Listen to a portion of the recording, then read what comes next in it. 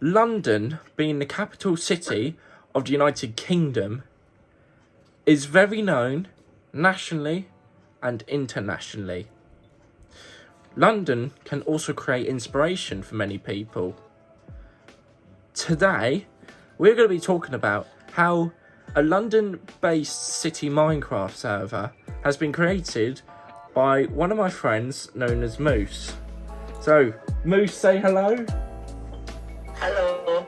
So, today, we're going to be asking you some questions, and there'll be some clippets on the screen for you guys to see the London-based city. But we're going to be asking you some questions today on your London-based city, seeing as, well, this channel is based about London and Portsmouth. So, you ready? Yep. Great. So, Moose, my first question for you and your London-based city is, what got you started to creating this London-based city on Minecraft? Basically, what started me to create a London-based city was because Newcastle United, my football team, who I've been supporting from 14 years old, had got to reach the final in the Carabao Cup versus Manchester United, and they were going to Wembley. So did you, I'm presuming, did you go to Wembley then when they kicked off, or did you not manage to get any tickets? I couldn't manage to get any tickets because they were sold out. Ah, okay. So have you been to London yourself before then? I haven't, no. Okay, so what sort of aspects then, like, get you inspired into creating this kind of city alongside Newcastle going to Wembley? Well, to be honest, I watch London, like central London walks, like what areas London is, because you've got the central, you've got the north, you've got the south, there's loads of areas in London. Like, I just watch like walks across every part of London, either if it's like the city or a town, or even walking across the River Thames, going to Buckingham Palace, also going to see some of the most attracting sites on London, such as also watching the London Underground, London buses, trains at different stations. So all that made me decide to start to build a London city. That definitely sounds like it gives you some sort of inspiration there, and especially from someone who's not gone to London themselves, which is because, yeah, if you're in the Newcastle area and it's your team, and Newcastle to London is definitely a hell of a distance, and I wouldn't be surprised if it's that expensive to get there. But nonetheless, I can imagine. Yeah, but nonetheless, it still goes to show that you're still using alternative solutions, even if you can't visit London in person, to use these kind of inspirations. And yeah, no, it definitely sounds like it's going well. Yeah. Is there, when you was talking about when you watch these Central London walk videos, is there anyone you would recommend to the people watching of who to watch for these kind of walks? I do recommend this YouTube channel. It's called Jesus Guidos. Like, they do like all over. They do like spring walks, winter walks. They do, honestly, they go everywhere. They do the West End, Oxford Street region to Covent Garden. They do Oxford Street, Piccadilly Circus, Big Ben, Marylebone, 4K HDR virtual walking tour around the city, Victoria Station. Wow. And yeah, no, and going in loads of different kind of weather conditions, it just gives you that realistic realistic experience of being there. Is it a It does. first person view, I presume? First person. Yeah, so you just see the city from the camera, so it's not someone doing a selfie sort of video and then seeing the city behind a person filming. Oh yeah, you get to see on the puzzle guides, he just films the city. Like, you don't see him. Like, it's just him with his camera walking around London. Like, some of these videos are like an hour long, pushing up to 2 hours. So basically, it's well worth the watch, and that's one of the reasons that I got inspired to build a London-based city. Great, yeah, no, I'll definitely have to give him a watch, and for you guys watching, I'll make sure to link it for you as well.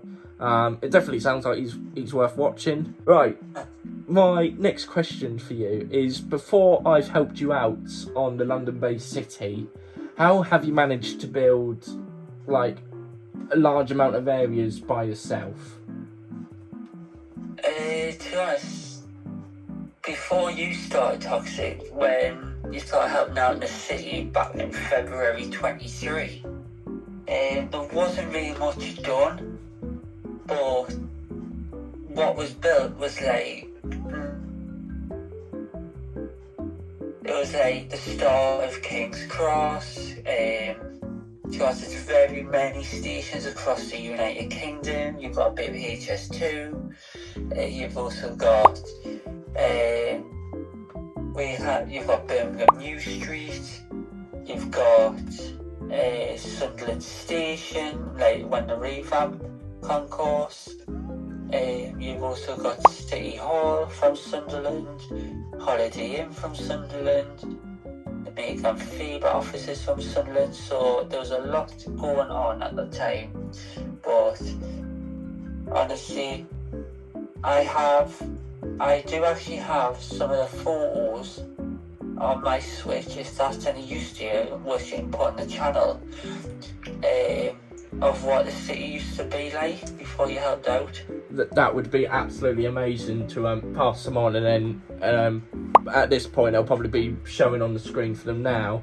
I presume you was able to cope with doing these buildings by yourself, so would you do, like, was there like a regular routine that you would go on once a week, or you would keep your progression onto it until you got bored and just wait a while? How would you cope with like routine wise? To be honest, when I started first building the city, I had previous experience from the old city before I started this bigger, wider city. I used to go on like 2 or 3 times a week, doing certain areas. I also sometimes I had to go on it until I was bored, and then I came off, and then thought, oh, what? Then every time I was bored, I thought I could do a bit of the city. Yeah, no, it definitely sounds like you've got some sort of organised routine, and it definitely sounds like you want to have that constant motivation into the London-based city. And yeah, of course you'll get bored and on doing projects. Like, everyone deserves a bit of a break. Like, I'm not sure if you remember Moose, when I've done my old game projects, and they seem to be going uphill at first when building them, and then Yes, I remember. and then you get to that peak point where it's the best you're gonna get, and then everything just drops downhill straight away, where the motivation, Yes. yeah, you're losing motivation, you're getting bored, nothing's happening, and it just gets thrown straight in the bin like that. But for you, having that organised routine and like kind of considering about when you get bored and when you have these breaks, you're still always there, making sure to get something done, even if it's just one block at a time. Like, it's still one block extra into the city, and you're getting it done. So yeah. Yeah, either sometimes when I'm bored, it's usually like maybe like an hour, like at least. I'll be like, well, I've got this company on its way to completion, or it's currently under construction. But at least I know whereabouts I am with this. Yeah. It definitely goes to show that you're getting yourself ahead of it, and it should be looking as good as new once it's finished.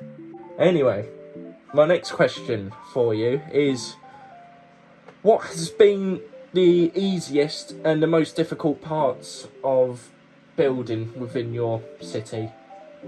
Oh, the easiest bits have got to be either planning where I'm going to plot stuff, but the hardest bit is when, like, I take the stations and I would look online at the stations and see what I can build as a Minecraft, like compared to real life on Minecraft, and see what I can build compared to real life, and see how big it is compared to what I can build on Minecraft. So it all comes down to photos of what people send on Google Maps, Google Images, also how they're being built, such as, like, for example, one of my first stations which I built was London King's Cross. Well, at least it's known as Mooseville King's Cross. It was one of my first stations which I built in the city, compared, and then my next project was Birmingham New Street. But I done London King's Cross first because I was watching a bit more London King's Cross videos at the time. Then I moved on when that was completed to Birmingham New Street, because that had a major redevelopment and it was finished in September 2015. Yeah. And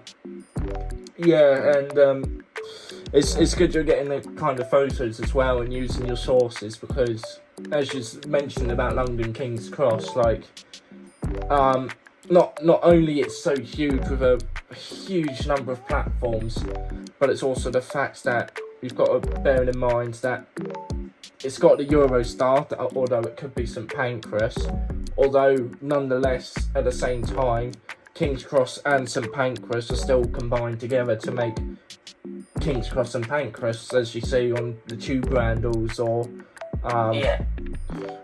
even at the, when you go outside the station, it will say at the front King's Cross and Pancras.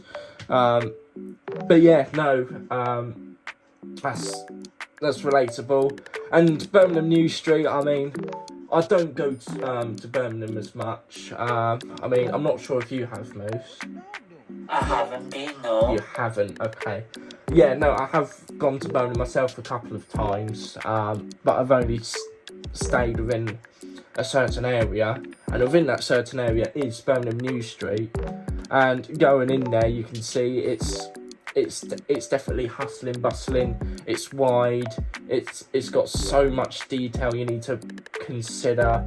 And then when putting it in Minecraft, it's like you kind of want to do the same to show the efforts and just to show that realism as best you can towards the city.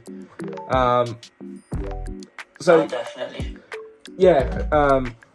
But stations can be a pain in the backside, unfortunately.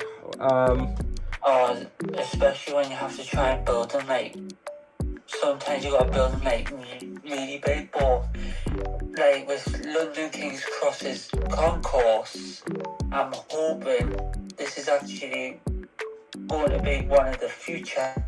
I'm hoping to move Curzon Street over and then build London King's Cross a bigger concourse, so it's like gigantic, so it's like bigger than what it is now.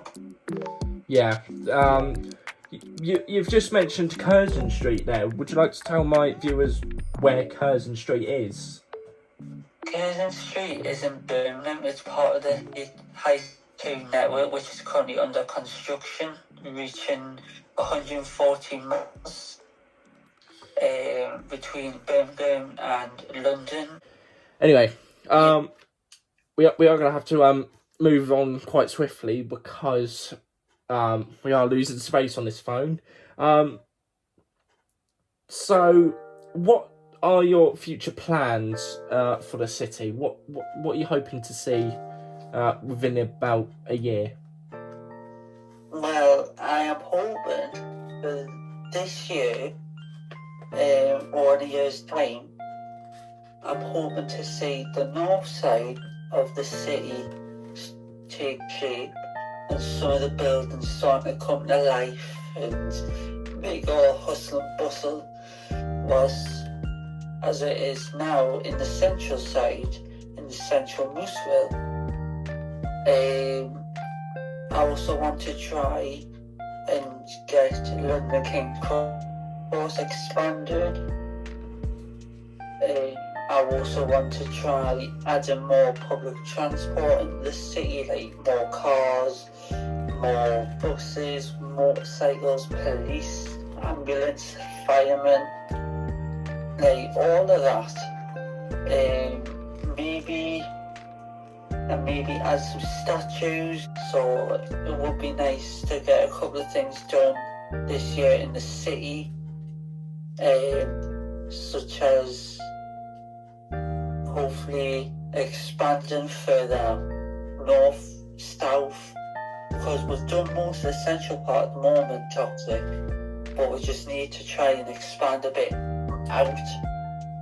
Yes, we certainly do, because I mean, we've definitely gave like plenty towards central London, and it's looking great. It's looking lively. Like Leicester Square, that's got loads and loads of people hustling and bustling all about the shops, and oh yes, indeed. And Oxford Street, that's got loads of shops. Regent Street, it looks just about the same. Loads of shops, and then you've got the very posh buildings, although we made them fake just to pretend they look posh. Yeah. But yeah, no, it's going to be exciting when we extend north, south, east and west. North and south in particular, because in terms of the directions of the compass, we have expanded west and east the most.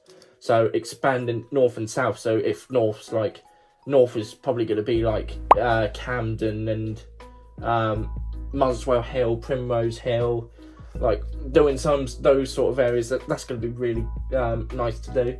And then when you do the south, like you've got Croydon IKEA, or you've got the trams, you've got, what else have you got down south? You've got Morden. Morden's really lovely in South London. But yeah, no, there's going to be plenty of hotspots along the route of when definitely of expanding, and yeah, before you know it, it'll be hustling and bustling, literally on every single Minecraft block of the city. And that's it. That's all I can think of. Great. As much as I would love to carry on talking about this, we are going to have to wrap it up. But Moose, thank you so much for your time and coming on here to explain about your project. I'm sure if this video gets some sort of attention, we'll probably chuck you back on here in about 6 months' time to see how progress is getting on and what we've got coming up in the city, which I'll be certainly looking forward to do. And yeah, no, honestly, it's an absolute pleasure to be working with this city. And yeah, anyway, thank you for letting me be on your YouTube channel. You are most welcome. Well, thank you for being the first guest on here. No problem. Anyway, guys, that is how a London city has been built in Minecraft. Thank you so much for watching this video. I do apologise for the really lack of infrequency of videos. I have been trying to get this one for quite a few weeks now, but unfortunately there's been a few blips here and there in personal life and trying to start driving lessons where things have gone a bit wrong. But thank you so much for watching. If you have enjoyed, please remember to drop a like, hit the subscribe button, and hit the notification bell if you want to be updated of more of my upcoming posts. Leave a comment on what you think about this London city being built. Otherwise, with that being said, before my phone dies and before my storage gets full, take care, see you next time, and it will be really soon.